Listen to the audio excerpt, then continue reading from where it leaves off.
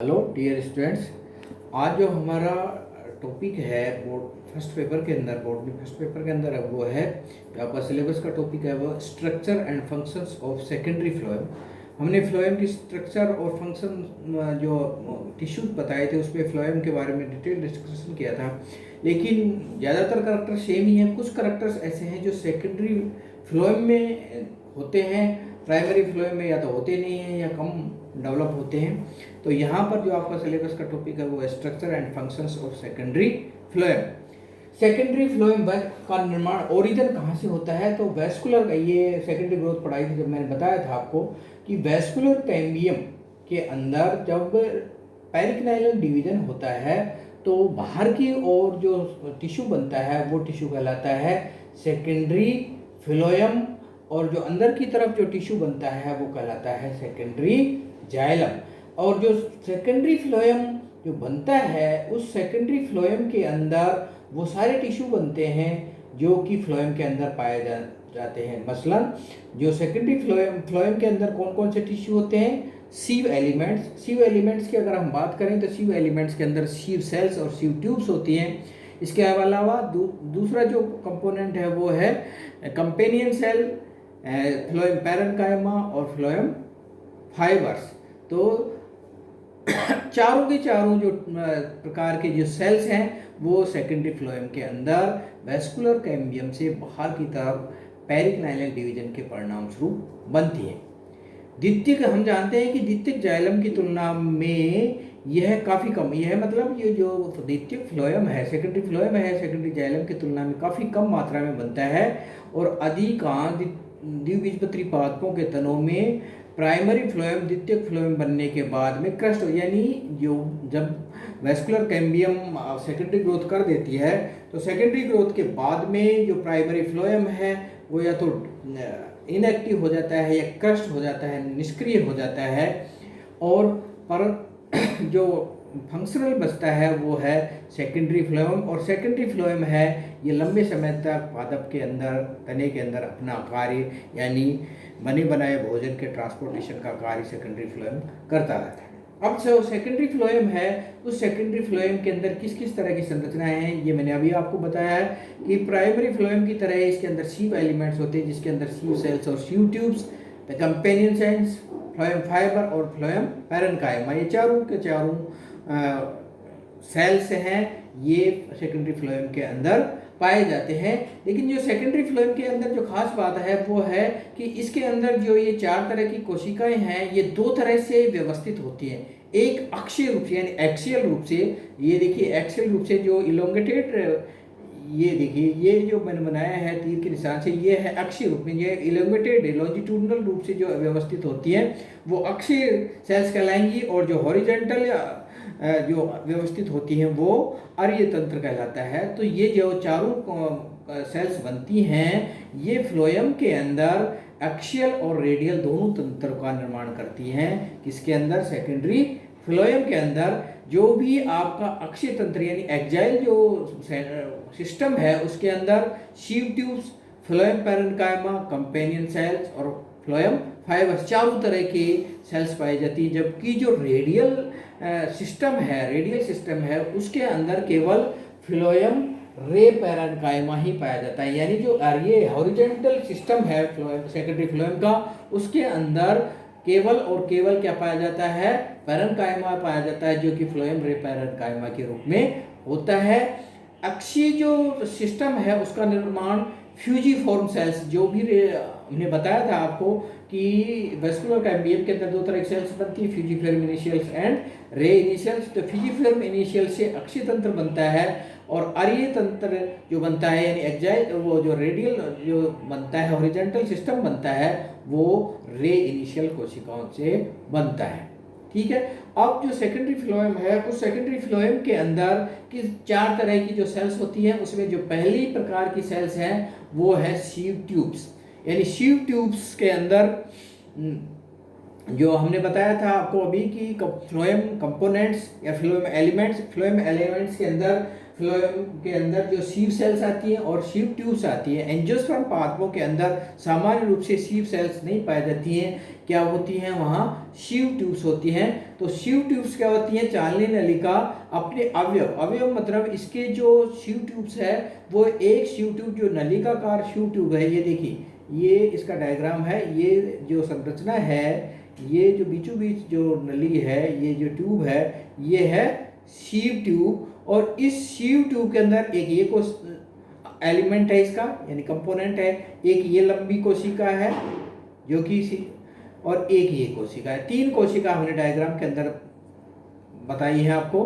तो चालनी नलिका यानी सीव ट्यूब के अंदर अपने अवयव यानी जितनी भी उसके अंदर सेल्स हैं वो सारी की सारी सेल्स एक के ऊपर एक श्रृंखला में लगी होती है, यानी एक सीरीज में लगी हुई होती हैं। और जब एक चालनी नलिका विभिन्न अवयव एक दूसरे से जुड़ते हैं तो उनके बीच में जब ये सेल्स इससे जुड़ेगी तो उनके बीच में एक क्या बन जाती है, ट्रांसवर्स सेप्टा या पट्टी बन जाती है, प्लेट बन जाती है। इस अनुप्रस्थ भित्ति के अंदर क्या पाए जाते हैं, पोर पाए जाते हैं। ये देखिए ये पोर है, ये पोर है, ये बीच बीच में जो डार्क कलर के हैं ये क्या है, पोर पाए जाते हैं। और इस पोर वाली पट्टी को कहा जाता है चालनी पट्टिका, सीव प्लेट बोलते हैं इसको, इंग्लिश में सीव प्लेट कहते हैं इसको। और ये जो चालनी पट्टिका है, ये चालनी पट्टिका वाली जो संरचना है, ये ट्यूब्स के अंदर जितने भी कंपोनेंट्स होंगे, यानी एक ट्यूब के अंदर जितनी सेल्स होंगी उतनी ही चालनी पट्टिकाओं का निर्माण होता है। इसके अंदर चालनी सेल्स के अंदर, सीव ट्यूब्स के अंदर, ठीक है। तो चालनी पट्टिकाएं भी 2 प्रकार की होती हैं। अगर मान लीजिए सीव प्लेट के अंदर केवल एक ही रीजन ऐसा है जिसके अंदर पोर हैं तो वह सिंपल टाइप की सीव प्लेट कहलाएगी। अगर चालनी पट्टिका यानी सीव प्लेट के अंदर एक से अधिक संख्या में क्या है, सीव रीजन्स हैं, चालनी क्षेत्र का इंग्लिश में क्या बोलेंगे, सीव रीजन। अगर एक से अधिक प्लेट के ऊपर एक से अधिक संख्या में सीव रीजन्स हैं तो ऐसी सीव प्लेट कहलाएगी कॉम्प्लेक्स टाइप की या कंपाउंड टाइप की सीव प्लेट। कभी कभी कुछ पादपों के अंदर यह देखा गया है कि ये जो चालनी पट्टिकाएं हैं, सीव प्लेट्स हैं, ये लेटरल वॉल्स पर भी पाई जाती हैं और ऐसा एरिया लेटरल सीव एरिया कहलाता है फ्लोएम की सीव ट्यूब्स के अंदर, ठीक है।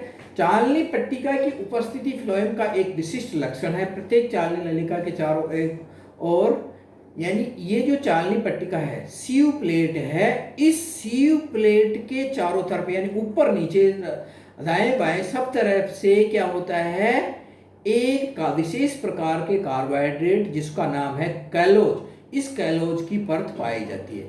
जब पादपों के अंदर जब मौसम के अनुसार ये जो परत है इसकी मोटाई बदलती रहती है, ये पतली हो सकती है, नहीं भी हो सकती है और मोटी हो सकती है।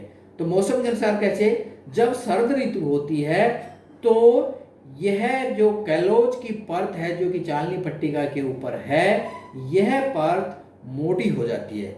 मोटी होने का कारण क्या है कि पादपों के अंदर जो पतझड़ आता है उस पतझड़ के कारण पादपों का जो फ्लोएम है वो कम एक्टिव होता है और कम एक्टिव होने के कारण उसके ऊपर कैलोज का डिपोजिशन हो जाता है और ऐसी सीव प्लेट कहलाती हैं कैलोज प्लेट्स। इनकी उपस्थिति के कारण क्या है, जो सीव एरिया है वो क्या है, अवरुद्ध हो जाता है यानी बंद हो जाता है और फ्लोएम की जो क्रियाशीलता है यानी फंक्शन है वो कम हो जाता है या खत्म हो जाता है। लेकिन जैसे ही बसंत ऋतु आती है यानी पादपों के अंदर नई कोंपलें आती हैं, यह जो कैलोस है यह पिघलने लग जाता है, यानी जो सामान्य पादपों का जो जूस है जो कि इसके अंदर बहता है, किसके अंदर, फ्लोएम की ट्यूब्स के अंदर बहता है, सीव ट्यूब्स के अंदर बहता है, उसके साथ ये कैलोज घुल जाता है और जो कैलोस की जो परत है वो थिन या गायब हो जाती है और अब जो सीव ट्यूब है वो पुनः अपना ओरिजिनल फंक्शन या ओरिजिनल कार्यपूर्ण दक्षता के साथ करने लग जाती है। इसके बाद द्विबीजपत्री यानी डायकोट प्लांट के अंदर जो सेकेंडरी ग्रोथ के परिणाम स्वरूप जो जाइलम और फ्लोएम ऊतकों का निर्माण होता है, इसमें सेकेंडरी जाइलम और जो फ्लोएम बनता है, सेकेंडरी जाइलम और जो फ्लोएम बनता है उसकी उम्र लगभग 2 से 10 वर्ष होती है, यानी वो 2 से 10 वर्ष तक सक्रिय रहता है या अपना काम करता है। परंतु एक बीजपत्री यानी मोनोकोटिलिडन्स के अंदर ये देखा गया है कि वहाँ सेकेंडरी ग्रोथ होती ही नहीं है, और ऐसी परिस्थिति के अंदर जो भी फ्लोएम बनता है या सेकेंडरी ग्रोथ अगर किसी एक बीजपत्री के अंदर होती है तो उसके परिणाम स्वरूप जो भी सेकेंडरी फ्लोएम बनता है उसकी उम्र 50 वर्ष तक होती है। अगर किसी से एक बीजपत्री के अंदर सेकेंडरी ग्रोथ नहीं होती है, यानी अधिकांश के अंदर नहीं होती है, वहां पर भी जो फ्लोएम है उस फ्लोएम की उम्र लगभग 50 वर्ष तक देखी गई है। इस जो सेकेंडरी फ्लोएम का दूसरा जो भाग है या दूसरे प्रकार की सेल से दूसरा कंपोनेंट है वो है कंपेनियन सेल। अब कंपेनियन सेल को ये डायग्राम के अंदर देखिए, ये जो कोशिका है ये यहाँ से लेके और यहाँ तक ये जो यहाँ तक वाली कोशिका है, इस कोशिका को कहा जाता है कंपेनियन सेल। हिंदी में इसको बोलते हैं सह कोशिका। ज़्यादातर विद्यार्थी हिंदी की डिमांड कर रहे थे, इसलिए पीडीएफ भी हिंदी में बना दिया और नोट्स भी, वीडियो लेक्चर भी हिंदी में ही है, क्योंकि बहुत सारे विद्यार्थी कह रहे थे कि हिंदी में पढ़ाओ साहब, हिंदी में पीडीएफ भेजो। चालनी तत्व और सहकोशिका यानी सीव एलिमेंट्स और कंपेनियन सेल्स के अंदर अटूट और घनिष्ठ, यानी इनका जो रिलेशन है वो बहुत घनिष्ठ होता है। वैस्कुलर कैम्बियम से जो बाहर की ओर कोशिका बनती है, उस कोशिका के अंदर क्या होता है, जो बाहर की ओर कोशिका से बनती है उस कोशिका के अंदर एंटीक्लाइनल डिवीजन होता है, और एक छोटी कोशिका बनती है और एक बड़ी कोशिका बनती है। छोटी कोशिका सहकोशिका में यानी कंपेनियन सेल बनाती है, और बड़ी कोशिका क्या बनाती है, सीव एलिमेंट बनाती है, जो बाद में चलकर सीव सेल्स या सीव ट्यूब में बदल जाता है। सीव एलिमेंट एवं कंपेनियन सेल, सीव एलिमेंट का मतलब है सीव सेल्स होगी या सीव ट्यूब्स होगी, और उसके साथ स्थित कंपेनियन सेल है, उन दोनों के बीच में जो भित्ति होती है, कोशिका भित्ति होती है, वो बहुत पतली होती है और पिटेड होती है, उसके अंदर पिट्स बहुत ज़्यादा होते हैं। सहकोशिका का केंद्रक हमेशा, जब तक सहकोशिका रहेगी जिंदा तब तक इसका केंद्रीय क्रियाशील रहता है, लेकिन हम जानते हैं कि सीव सेल्स के, सीव ट्यूब्स के अंदर जब ये मेच्योर हो जाती हैं तो इनके अंदर क्या नहीं होता, केंद्रक नहीं होता है। तो फिर इनका कंट्रोल का कार्य कौन करता है, इनके जो कंट्रोल का कार्य करता है वो सीव ट्यूब और सीव सेल्स को जो कंट्रोल करता है वो कंपेनियन सेल का न्यूक्लियस करता है, सहकोशिका का न्यूक्लियस करता है। और यह सहकोशिका का न्यूक्लियस सहकोशिका को भी कंट्रोल करता है, उसके फंक्शन को भी कंट्रोल करता है, और सीव ट्यूब और सीव सेल्स के फंक्शन को भी कंट्रोल करता है। इसके बाद जो तीसरा अवयव है वो है फ्लोएम स्क्लेरेन्काइमा।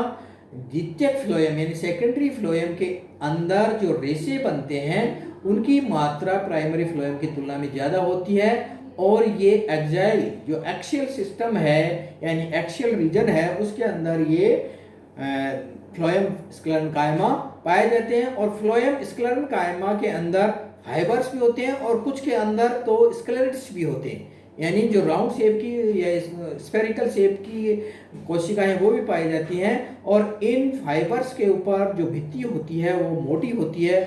ये मृत भी हो सकते हैं और ये जीवित भी हो सकते हैं। यंग अवस्था के अंदर ये फाइबर जिंदा अभी रहते हैं, इनके ऊपर जब लिग्निन का निक्षेपण हो जाता है तो ये फाइबर सेल्स और स्क्लेरेट सेल्स डेड हो जाती है। इसका जो सेकेंडरी फ्लोएम का जो चौथा फंक्शन है वो है फ्लोएम में मृदुतक कोशिकाएं जो कि काफ़ी मात्रा में पाई जाती हैं, और ये स्टार्च, टेनिन या अन्य जो भी रासायनिक पदार्थ हैं वो इसके अंदर फ्लोएम पैरेन्काइमा के अंदर संचित अवस्था में या स्टोरेज अवस्था के अंदर पाया जाता है। फ्लोएम की जो सेल्स होती हैं ये एक्साइल रीजन में भी होती हैं और रे यानी रे रीजन में भी होती हैं, यानी कि हॉरिजेंटल क्षेत्र के अंदर भी होता है पैरेन्काइमा। तो प्राथमिक और द्वितीयक फ्लोएम समय समय के साथ साथ निष्क्रिय हो जाता है। प्राथमिक फ्लोएम तो जैसे ही द्वितीयक फ्लोएम का निर्माण होता है, प्राथमिक फ्लोएम निष्क्रिय हो जाता है, डिजनरेट हो जाता है। लेकिन द्वितीयक फ्लोएम अभी हमने बताया 2 से 10 और कुछ एक बीजपत्रियों में 50 साल तक फंक्शनल अवस्था में रहता है। यह निष्क्रिय फ्लोएम यानी जब फ्लोएम ने अपना काम करना बंद कर दिया, चाहे वो प्राथमिक हो चाहे द्वितीयक हो, निष्क्रिय फ्लोएम पेरिडर्म द्वारा तने की अक्ष से अनुपयोगी तत्व के रूप में अलग कर दिया जाता है। यही कारण है कि तने में सेकेंडरी जाइलम की मात्रा बढ़ती जाती है। क्यों? क्योंकि जो सेकेंडरी फ्लोएम जो बनता है वो सेकेंडरी फ्लोएम बार्क के रूप में पादप से हटता रहता है, वर्ष दर वर्ष हटता रहता है, जबकि जो सेकेंडरी जाइलम है वो अंदर की तरफ होता है और वो लगातार एक्यूमुलेट हो जाता है, एक्यूमुलेट होता रहता है। इसलिए जो बहुवर्षीय या जिनकी उम्र पादपों की ज़्यादा हो गई है, उनके अंदर जाइलम बहुत अधिक मात्रा में, सेकेंडरी जाइलम बहुत अधिक मात्रा में है और फ्लोएम बहुत कम मात्रा में है। यह छाल सबसे, ये जो डिजनरेटिंग फ्लोएम है, ये फ्लोएम बार्क का सबसे भीतरी भाग का निर्माण करता है। तो ये फ्लोएम के कंपोनेंट हो गए। अब हम देखते हैं कि प्राइमरी फ्लोएम और सेकेंडरी फ्लोएम। प्राइमरी फ्लोएम का निर्माण प्रोकैम्बियम से होता है, सेकेंडरी का निर्माण वैस्कुलर कैम्बियम से हम जानते हैं। प्राइमरी फ्लोएम के अंदर प्रोटो और मेटाफ्लोएम होते हैं, सेकेंडरी के अंदर प्रोटो और मेटाफ्लोएम जैसा डिफ्रेंशिएशन नहीं होता है। फ्लोएम फाइबर अल्प मात्रा में होते हैं, यहाँ पर सेकेंडरी के अंदर फ्लोएम फाइबर बहुत अधिक मात्रा में होते हैं। सीव ट्यूब की लंबाई अधिक होती है, परंतु जो गुहा होती है यानी ल्यूमन होता है वो नैरो होता है, और यहाँ पर लंबाई कम और जो ल्यूमन है वो वाइड होता है। फ्लोएम पैरेन्काइमा कम मात्रा में पाया जाता है, फ्लोएम पैरेन्काइमा अधिक मात्रा में पाया जाता है। कैलोज या तो होता ही नहीं है या कम मात्रा में होता है। सेकेंडरी फ्लोएम के अंदर कैलोज है वो अधिक मात्रा में या सुस्पष्ट पाया जाता है। Thank you. हम इसके जो PDF नोट्स हैं वो आपके व्हाट्सएप पर अपलोड कर देंगे। Thank you.